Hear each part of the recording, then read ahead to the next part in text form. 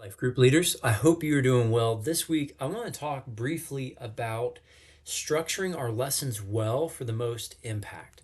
What I mean by this is a couple people have come up to me and they've said either A, I don't get a lot of engagement, or B, there's not a lot of direction, or I've heard some people say I'm switching the way I want to go about it.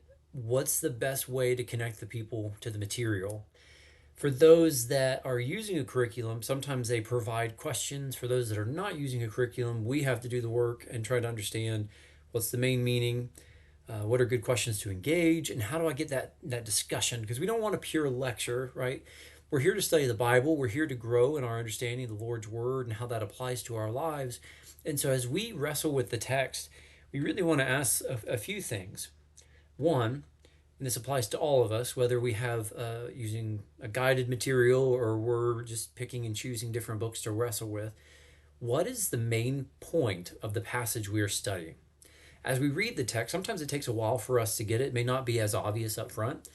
The encouragement is read the passage a few times. What's the main theme? When you think about biblical interpretation, who are the main characters? What's the setting? What happened in the last chapter? What's happening in the next passage? Things like that. When you're able to simplify the main point of the lesson into one sentence, then you have a really good understanding of what it's about. So if you know what the main point is, then you move on to saying, how do I get my audience to understand the main point? Sometimes you might have an icebreaker, sometimes you might have some observations and let your class wrestle with the text. One way that I've seen work well in our men's group and life group settings is I'll say, what stands out to you in this passage? Or what were you wrestling this week as you read this? What was difficult? What are major themes? What repeats itself? Things like that.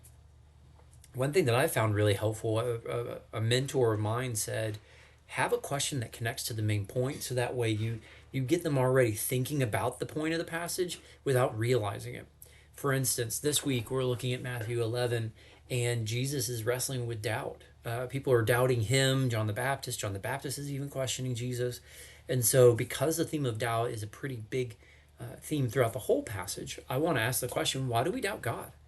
Now, this could lead to a variety of questions, but coming up with the question that connects to the major themes of the passage can be really helpful for getting our audience to engage.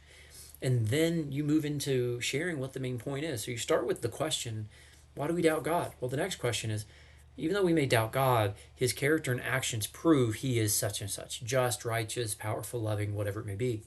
But as you're wrestling with the text, if you can come up with a question that connects to your main point, then the rest of your lesson, you're unpacking those two themes. And that creates a more holistic experience so that as you're landing the plane and giving application, now you're talking about, well, now that we talked about dealing with doubt, what are ways that we can wrestle with or help others handle doubt? What do we do when we doubt God?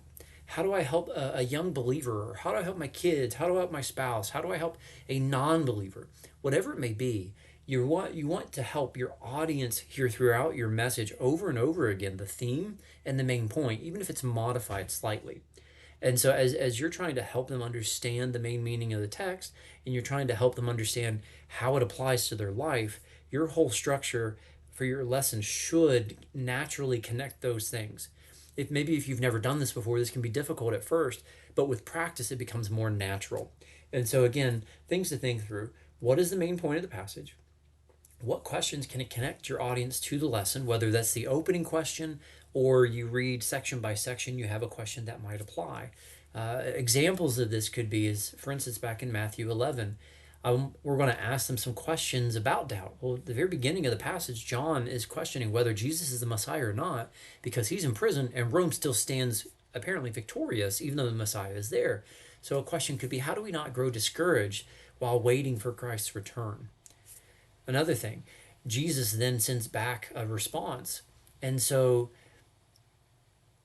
as we think through things and how it all connects, if we can connect each question back to the main point, then that helps us think about it throughout the whole lesson. And then as we land the plane, well, here's how we wrestle with doubt at home. Here's how we ground it in God's truth. And here's how we understand that Jesus is Lord. Something along those lines. So if we can bring all that together, that presents a structure that's consistent, concise, and considers the people in the room. You want to modify your message to reach your audience. My questions may not be the same as yours because of the stage of life or the audience or even the spiritual maturity of the audience.